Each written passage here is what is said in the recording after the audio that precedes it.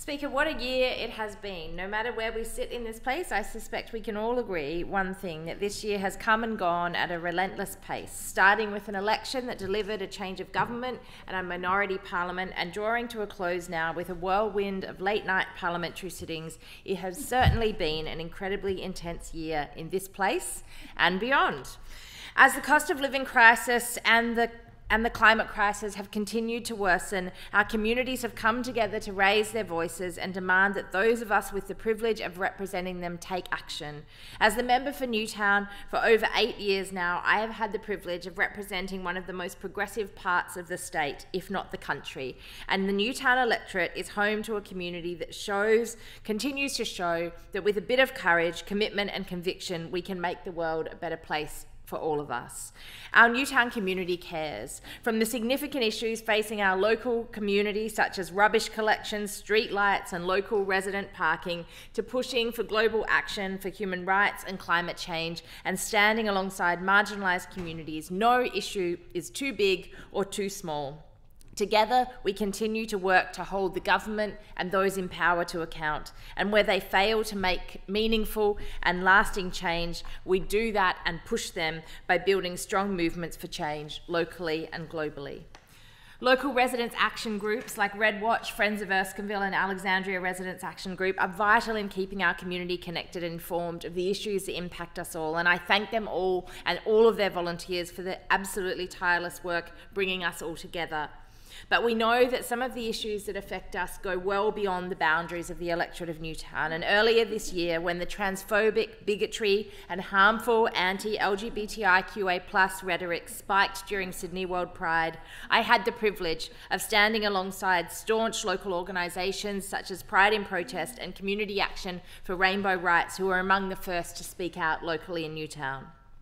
And as both a member for Newtown and the New South Wales Greens housing spokesperson, I have had the honour of working closely with the growing grassroots movement for renters and rights and housing justice. I thank Action for Public Housing, the Get a Room campaign, Hands Off Glebe, and all of the public housing tenants and housing justice advocates organising to defend and extend public housing in this state. We know that the systems that create housing injustice in Newtown and beyond are the same systems that create income and wealth inequality and allow it to fester. I acknowledge the Students Against Poverty Placement who are speaking out against the injustice of unpaid student placements and pushing for change, and Food Not Bombs who help feed those who need it while highlighting the hypocrisy of a government that can spend billions of dollars on warfare but not provide a reliable social safety net. And shout out to the Sydney Anti-AUKUS Coalition who have been doing powerful work to organise our communities in the inner west and inner city against the horrendous AUKUS deal. And thank you, of course, to the many community groups who go on to continue to push the state and federal Labor governments to act faster and harder on climate action. Students striking and walking out of school for the climate, the Sydney Climate Coalition, and Rising Tide. All of these groups know, and the Greens know, that all of the challenges that our communities have faced this year are interconnected. There can be no housing justice without climate justice. There can be no climate justice without racial justice. And there can be no racial justice without First Nations justice.